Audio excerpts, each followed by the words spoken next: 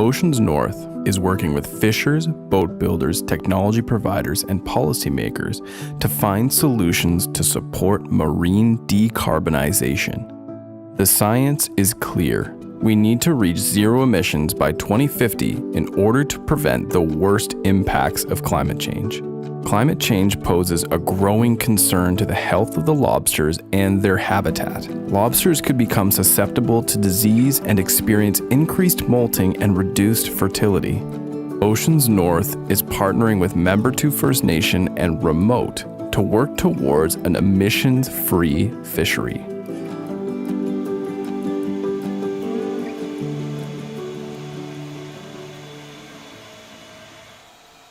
My name's Hubert Nicholas. I'm the Director of Fisheries for Membertou First Nation. And we are right now on our boatyard compound where we build boats and hopefully expand to build brand new boats in the near future. Hubert has a goal of building an emissions-free fishing fleet.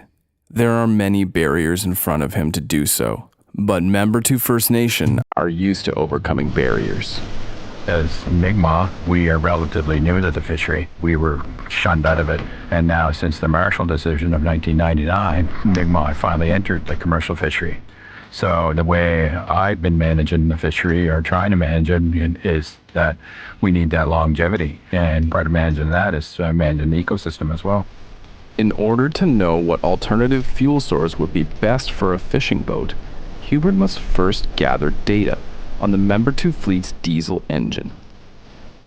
Remote has sent 2 of its employees to gather the data.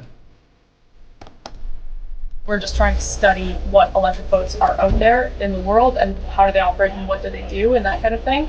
And it's like, no one's making perfect Nova Scotian lobster fishing boats that meet all of our requirements. I'm a lot interested in this because we have a boat building facility that we just started, Awesome. right? And if we could kind of get in the forefront of this kind Oh of... my goodness, yeah, especially where you've been in this field, in this location for so long, you're looking out for the captains and the vessel owners. Marissa and Erica of Remote are installing hardware directly on the boat. The information they gather will help fishers make a choice on whether to invest in an electric engine.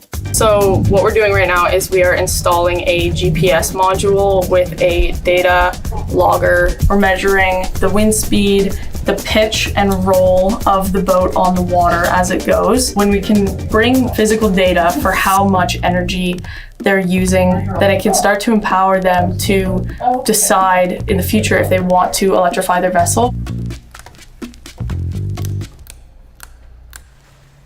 Remote's data logger calculated the fuel usage in different types of weather over multiple fishing trips.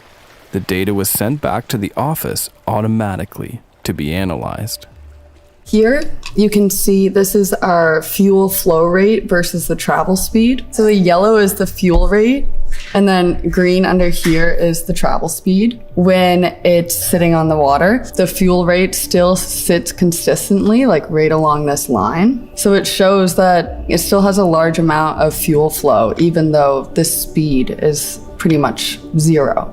We're hoping with this, we'll be able to gather insights that like we're not even aware of yet. You know how it's like you don't know what you don't know.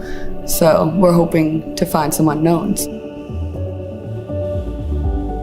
I'm hoping that all this information they gather now proves, how inefficient we really are. We need to better manage our fisheries. We need to better manage the ecosystem. As an industry, we need to do our part. As government, they need to do their part. I see it as generational. Our communities depend on the income, our communities depend on the jobs, but it's not something that will be there if it's mismanaged. And, part of managing that is managing the ecosystem as well.